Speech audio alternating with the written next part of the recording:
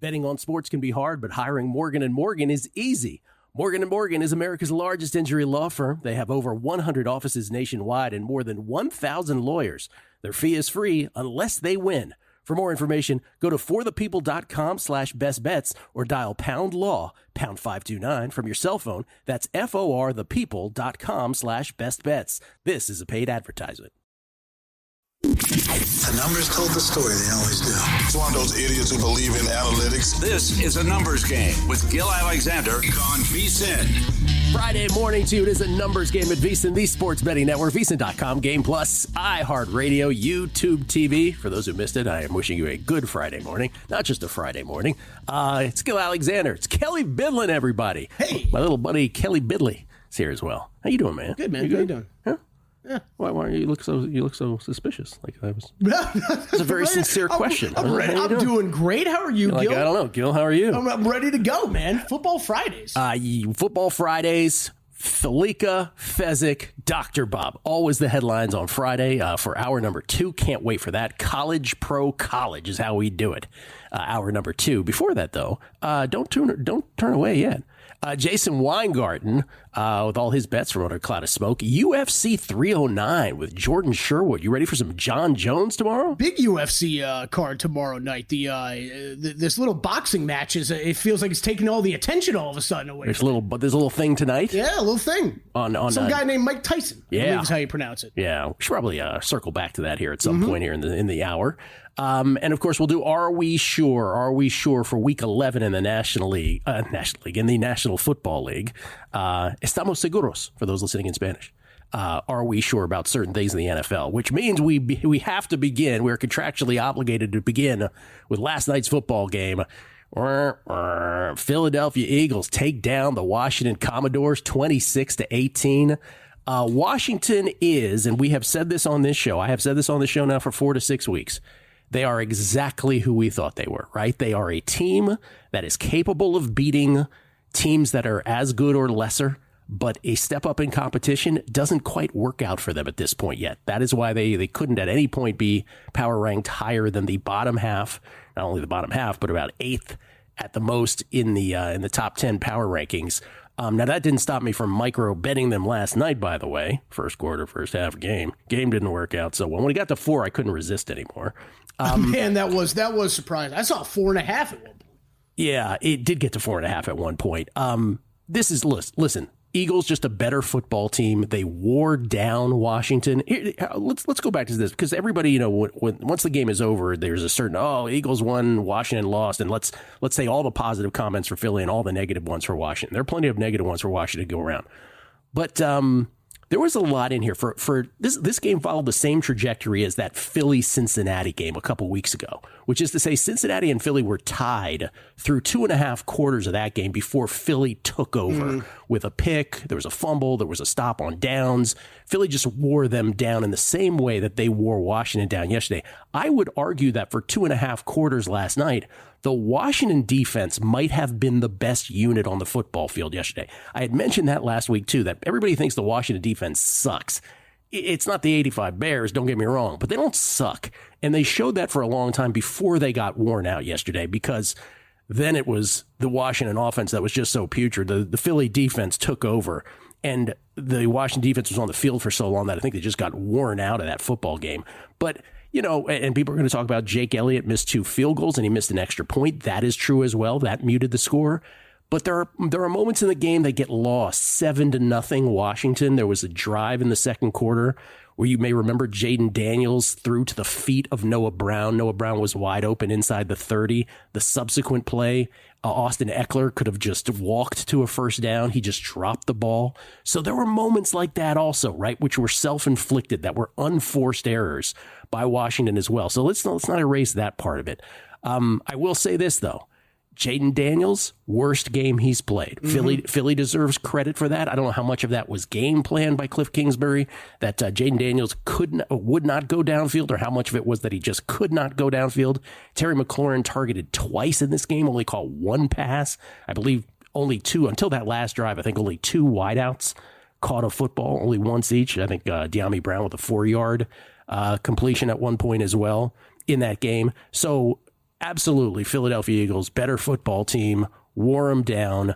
The Eagles just went to Saquon late and just destroyed Washington. But I do think, is Washington there for? A lot of the armchair quarterbacking today is going to be, I don't know if they're a playoff team. Their schedule tells me they're a playoff team. They have a very easy schedule. They're going to get some wins. They're going to be a playoff team unless they have a complete collapse here. The other thing is, as for the 4th and 2, I'm going to have to agree, for one of the rare times I'm going to have to agree with the brain dead anti-analytics community, who always tells you when a 4th down doesn't work, but always 100% of the time fails to mention when it does work the bajillion times that it does. But they were right about this one last night. 2nd and inches, you fail to get a first down. 3rd and 1, you fail to get you lose yardage. 4th and 2 at that point, kick the field goal. Just kick the field goal and go up, right? And Washington didn't do that in a 12-10 football game. They couldn't get there. It was a bobbled snap. The play was botched to begin with. And then it was Katie bar the door from that point on, Philly just rolling. So I think both teams are exactly who we thought they were. Yeah, I was more okay with that 4th down decision than seemingly everybody else on Twitter. I don't think it was the worst one on planet Earth, but I would have kicked at that point because you had the evidence on 2nd and 3rd down. You're like, okay, Jalen Carter is not going to let you do anything here. Yeah, you did, and obviously, I don't even know if I like the play call. We didn't even get to see it really play out. That's right. Once he fumbled the snap. That's but right. I don't even know if I think. You bringing up what they did on the earlier downs, I think that's why I can say I don't know if I really liked the play call. I think you want to get him out with a run pass option, I think, in that situation. But they've been so successful for it on 4th down all season. Like, I understand if you're Dan Quinn in that staff saying, all right, like, I don't know if a field goal is going to be good enough here to win this game. We got to take the chance here. I was sitting there on the couch saying I'd be kicking a field goal, but I don't have a problem with this right now. It's one of those games it's tough to look back, I think, from the Eagles side of things afterward, where what do you take away from the Eagles? I think if I just saw the score this morning, I would say, okay, Eagles really starting to show that they are one of the better teams in the NFC.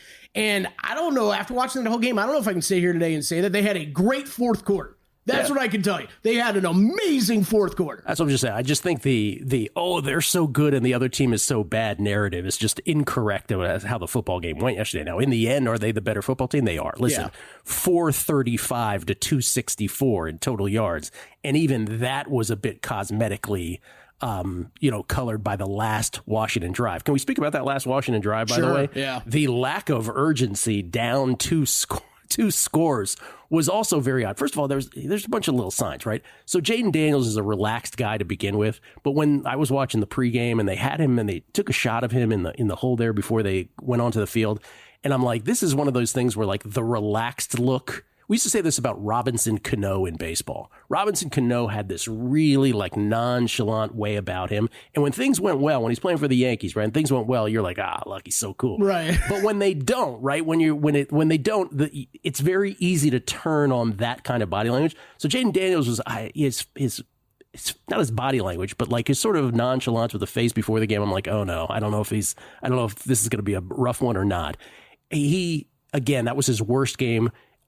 People can blame, we'll get to the Cliff Kingsbury stats again momentarily. People can blame the game plan. It was definitely Jaden Daniels' worst game. Oh, yeah. Definitely his worst game. We talked about it yesterday. Yes. It's a lot to ask on any rookie quarterback. Yeah. Short week, going in to play the Eagles at night on Thursday night. Like, that was going to be the big test all along. But there was a lot odd, right? Including that for the 4th down call. But even that last drive was weird, right? And they were like, okay, well, it is 2 scores. We'll see if we can just sort of, and they had the one shot of Dan Quinn just losing his mind. Like, let's go. And by the way, I also didn't think that Al Michaels and Kirk Herbstreit properly, conveyed how nonchalant it was until the very end. There was a lot weird with that too. There was the PI they called on Cooper DeJean on one of those where he yanked the shirt. They mentioned that, but on the previous drive when Sanistril was called for a phantom illegal contact, they said nothing. They said 2 words. They're like, oh, okay. I'm like, say something. It just didn't happen. That one was really annoying because, that's one of those calls. Like, okay, you could call that on almost every play in the NFL. Yeah. Like, he's passing off the wide receiver, right? I had a bigger problem with the lack of urgency that you're talking about than that 4th down call. Me too. I was like, what are we doing here? Yes. Like, this is You're still in a game. What is going on? And the 2-point conversion to Ertz, which I think Fezzik wants to talk about later on the show. The 2-point conversion on Ertz, I think they missed the point of the whole replay, which was he may have been bobbling the football the whole time they're looking at the feet. So I'm just like, okay, it was just an off broadcast to me. I mean, I went it got so bad, Gil. Like I went volume up on the Mavs game because I was like, I don't know, Washington is just taking their sweet ass time. By the way, here's the Cliff Kingsbury numbers again, in case you missed this yesterday. This is the thing about Cliff Kingsbury through the years. Now, all the Texas Tech and Cardinals years you see at the bottom, those 10 years are Cliff Kingsbury as a head coach. Last year, he was the senior offensive assistant at USC. This year, of course, the OC with the Commodores. What you see on the left column is your first 7 games, and look at that. First 7 games in those roles. His teams, Washington Commanders, USC, and the Cardinals and Texas Tech, 56-27-1. First 7 games collectively of all of those seasons. And that's 12 seasons of football. After that, this is updated from last night, 22-59. It's crazy. It's so crazy. I'm so glad you put this stuff together because, you can hear this all you want, but once you see the numbers in your face, it's incredible. It's incredible. And I don't I'll say what I said yesterday. I don't know that I'm running out to fade the Commanders' offense every week going forward, but there's something in there. It's pretty I'm with you, Kelly. I'm with you exactly. I don't know that it's actionable trigger a bet information, but it is a little bit of put it in the betting arsenal of things you're going to pay attention to. Yeah, sure I don't know if it outweighs anything else, but it's something to keep in mind. So there it is. Eagles, by the way, congratulations if you're on the Eagles last night for the game. Good on you, despite the number moving up, as the Eagles wear down Washington and absolutely prove that they are still the best in the NFC East. That's for sure. They'll get another shot, Washington will, at Philly a little later on in the season.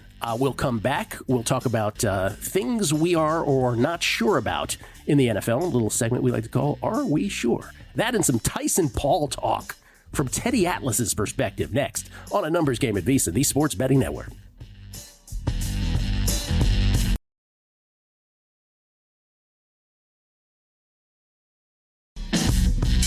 A Numbers Game on VSiN, the Sports Betting Network. Are you the type of players looking to get down $10,000 or more on an NFL line at the best price in the market? Or perhaps you're looking to get your in-game play instantly accepted? Introducing SportTrade, the app that's going to change sports betting forever. Minus 104 lines instead of the typical minus 110. Instant in-game betting and a concierge player service. SportTrade, perfect for those who want a premium betting experience. SportTrade live in New Jersey, Colorado, Iowa, Arizona, and now Virginia. Download SportTrade, use code VSiN to earn 10% cash back on each wager in your first week. Terms apply. Got to be 21 years or older to play. If you or someone you know has a gambling problem and wants help, call or text 1-800-GAMBLER. It's Gil Alexander. It's Kelly Bidlin, producer number 9. So much more than the producer. Want to give you those 2 Are We Sures real quick before we get to Jordan? The 2 remaining? Oh, sure. You got it. Are we sure? Estamos seguros. This is kind of away from NFL, kind of. Oh, okay. Are we sure? Yeah. We should not be betting Shedeur Sanders to be the number 1 pick.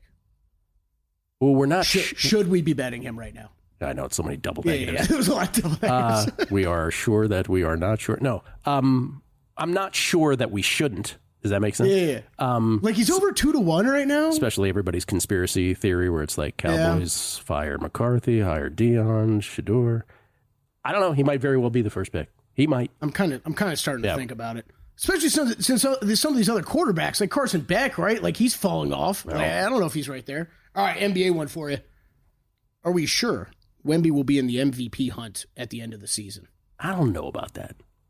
I think, look, he's capable of that 50-point outburst that he had the other night, but I don't know that it's going to be consistent enough. You?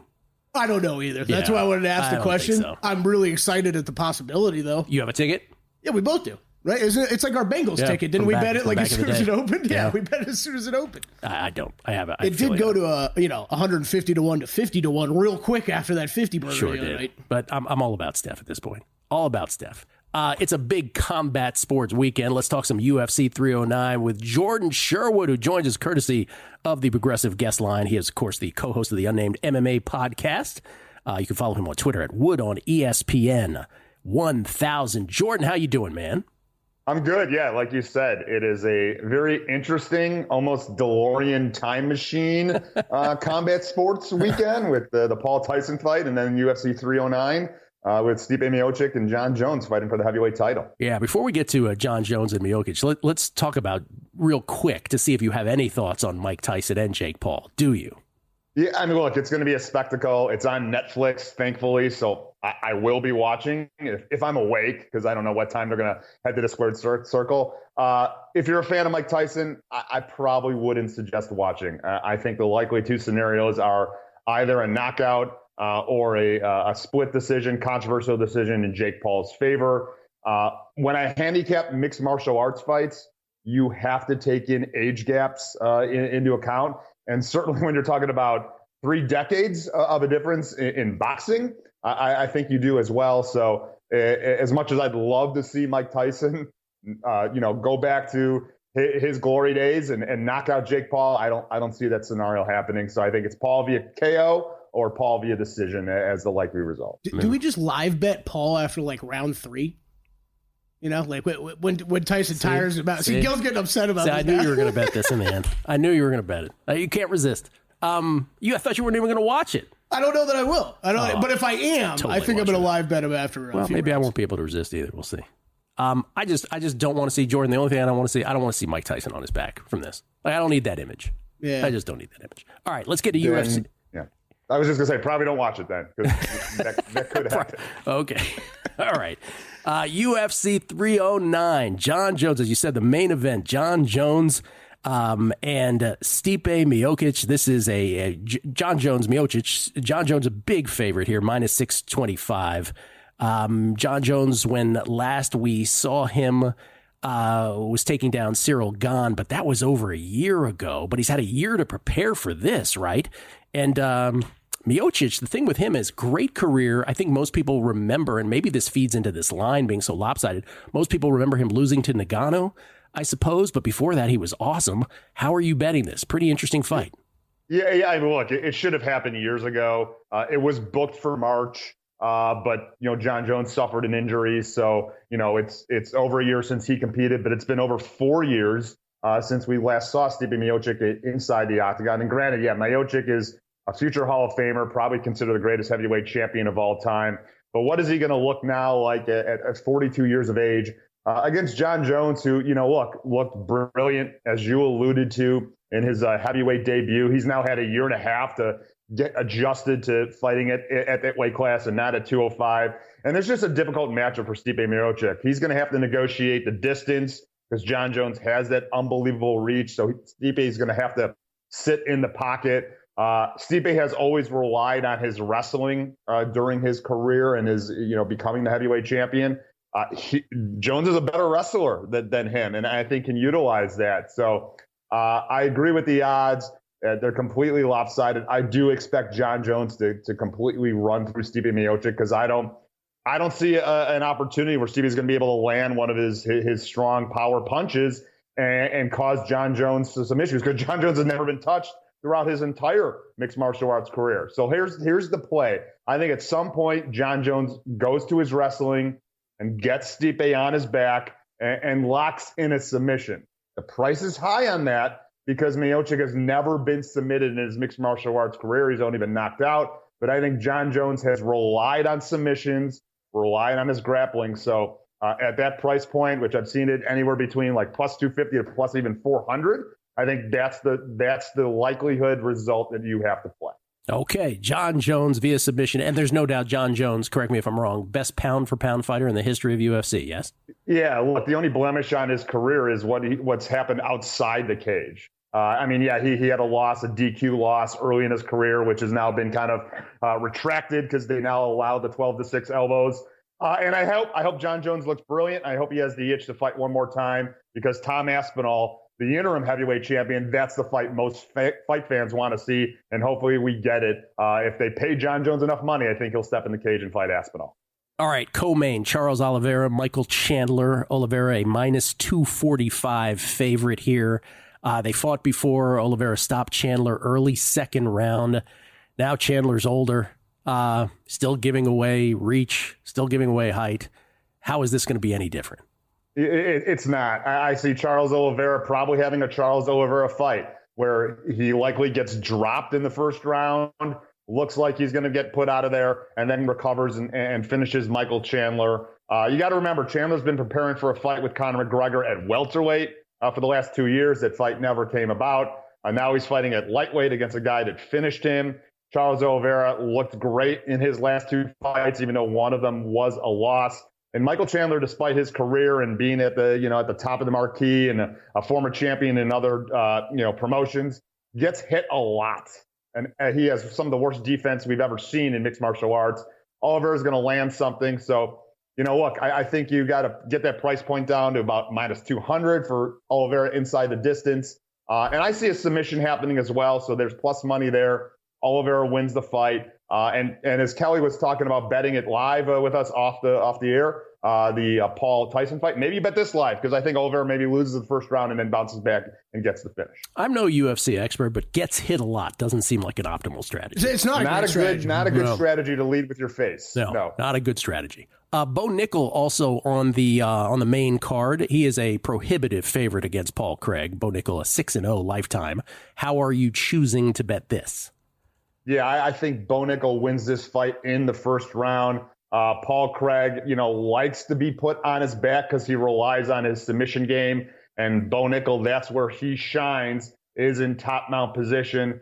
So either Bo Nickel is going to get a quick knockout on the feet, because Paul Craig also leaky defense, or he's going to be able to get on top, feel comfortable in Paul Craig's guard, and get the TKO finish. Bo Nickel is special. He's a guy that many people have pegged to be fighting for a middleweight championship very soon in his mixed martial arts career. This is a showcase fight for him on the marquee in Madison Square Garden before the 2 big co-main and main event fights. So I think Bo Nickel wins this fight and wins it early in round 1. You get it at plus money. Okay. Give us one on the preliminary card, if you would, Jordan. Yeah, you see there on the screen, Eric Anders. I think I think he's should be the big favorite against Chris Weidman, the former middleweight champion of the world. Weidman hasn't been the same. He's at 40 years of age as well. Hasn't looked good since he broke his leg 2 fights ago. I don't think he's going to be able to utilize his kickboxing or his wrestling to control Anders, bigger guy in the cage. So Eric Anders at $1.20 price would be the direction I would recommend. Okay, John Jones via submission from Jordan at 4-1 odds. Always shop around for the best price. Charles Oliveira, how are you doing that one again? You are going? Yeah, I think to get it down inside the distance only is -200, but submission prop, if you want some plus money, I've seen it out there at some good value. So Charles Oliveira via submission. All right, Bo Nickel in round 1 at +110, and then Eric Anders on the prelims, taking Eric Anders on the money line at -120. Going up against Chris Weidman. Thank you, Jordan. Appreciate it as always. Enjoy the weekend, including the fight tonight, man. Let's go. All right. Thanks for having me, guys. Always a pleasure. Jordan Sherwood, everybody, courtesy of the Progressive Guest Line, UFC 309 tomorrow night, after, of course, the Tyson-Paul fight tonight. So a big combat sports weekend. You can follow Jordan, by the way, again at Wood on ESPN 1000. Jason Weingarten warming up the Football Friday talk next on A Numbers Game at VSiN, the Sports Betting Network.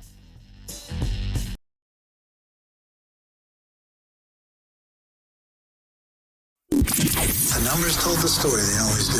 It's one of those idiots who believe in analytics. This is A Numbers Game with Gil Alexander on VSiN. Hour number 2 of A Numbers Game at VSiN, the Sports Betting Network, VSiN.com, Game Plus, iHeartRadio, YouTube TV. Pick any of those.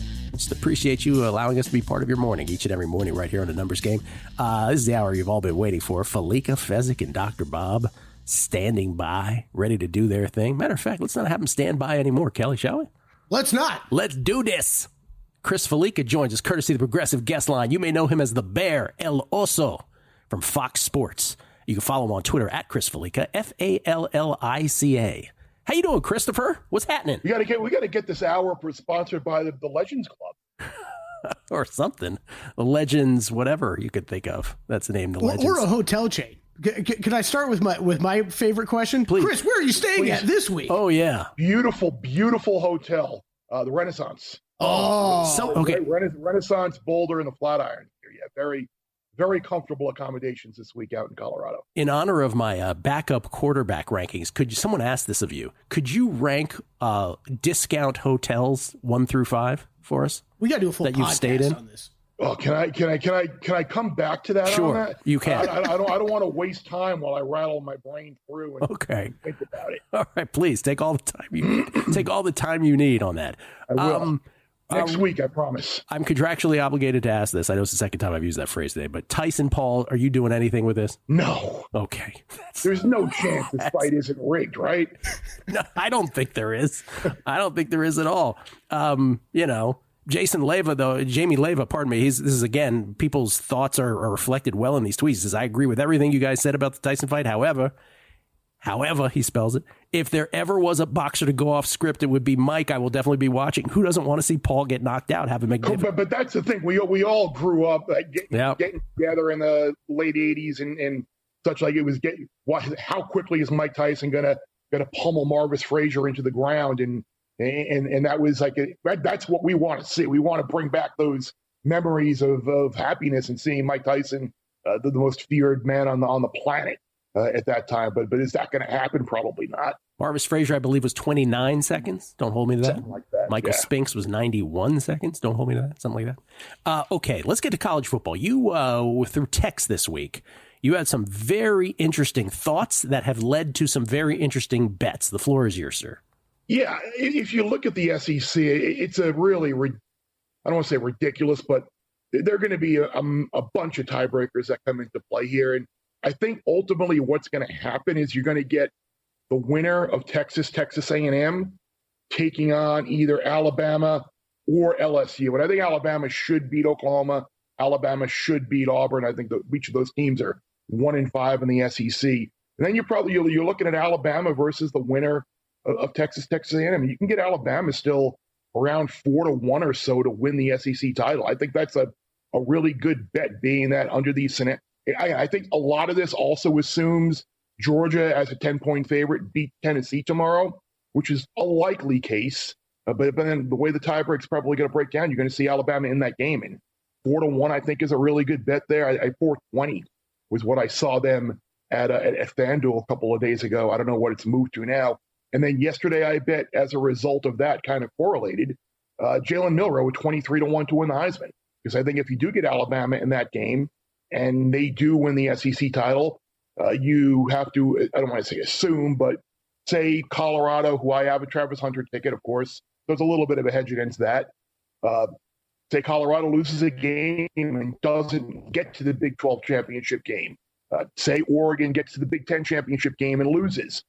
Say there's a block of people out there that still don't really believe that a Mountain West running back is the best football player in the country. You look at a quarterback of an SEC champion team at 23-1. I've certainly made stupider and worse bets than that. Yep. I just grabbed some Jalen Milroe at 25-1 back here at Circa before the show. As a matter of fact, who on that board? Let's ask it this way. You may have already answered it, but who on that Heisman board? Travis Hunter at even money, Dylan Gabriel at plus 350. There is Ashton Jeanty at 4-1, Cam Ward at 7-1. Those are the only folks in single digits before you get to Curtis Rourke on down. Who's the one that absolutely will not be winning this? Like, who are the ones you can just throw out? Curtis Rourke isn't going to win. I mean, with the schedule that he's played, like unless you think they're going to beat Ohio State and beat Oregon in the Big Ten championship game, the money line parlay on that is probably just as a bigger roll. Just Ohio State or Indiana on the money line next week. Indiana on the money line in the Big Ten championship game. You're probably getting close to that number anyway. I don't think any of the guys below Jeanty can win. Like I still don't think Jeanty can win. I don't think any of those guys in double digits really have a realistic price outside of my thought process on Jalen.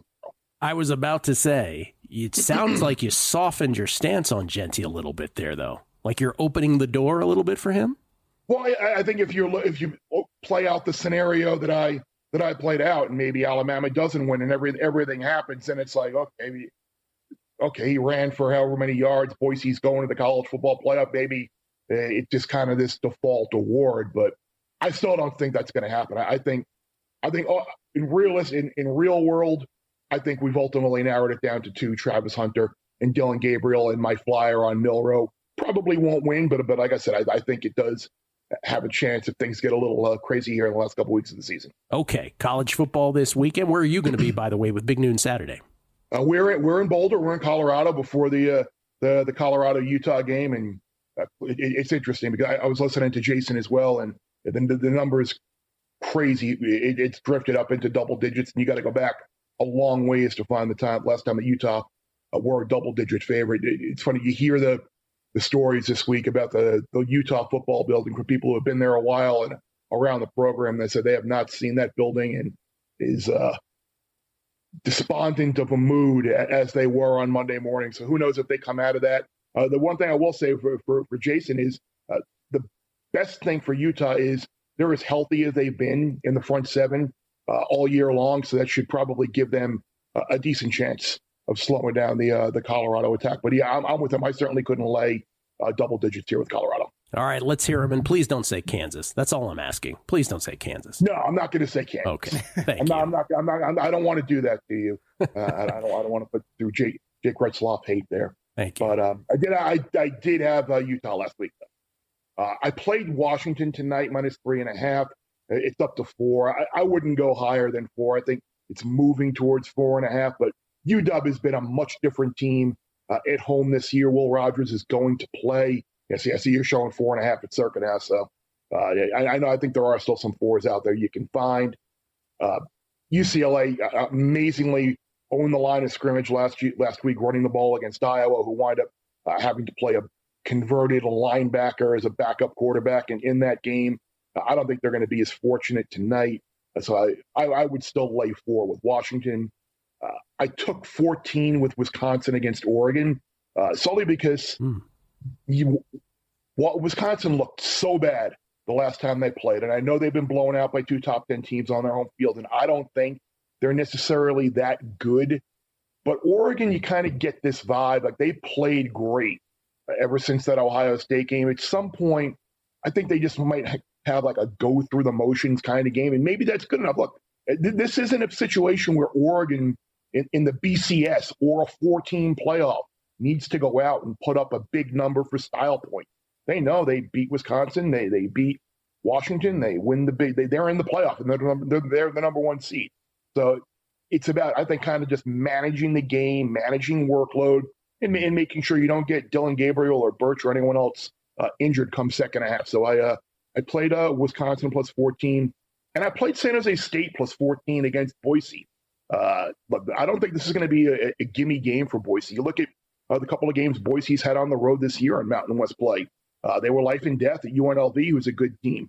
They went to Hawaii, and that was a 6-point game in the fourth quarter. Last week, they didn't really even look great against Nevada.